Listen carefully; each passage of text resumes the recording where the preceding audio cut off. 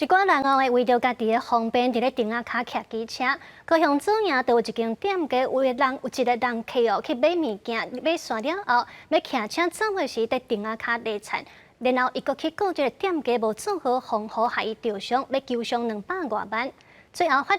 院是审理哦，认定这个人客伫咧顶仔骹徛机车违规在先，一审是判这个店家唔免赔，即马专案还阁通上诉。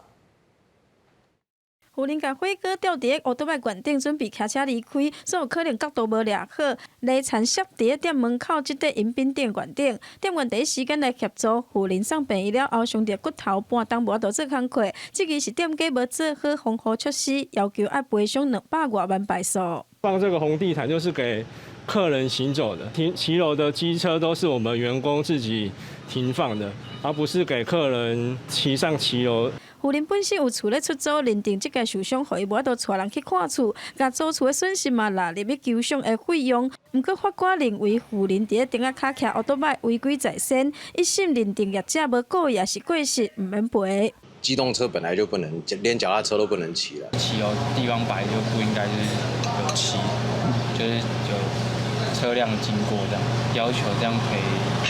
是有点夸张。机车若已停放于骑楼或人行道，因熄火后以牵引方式移出至合法道路上，再启动骑乘。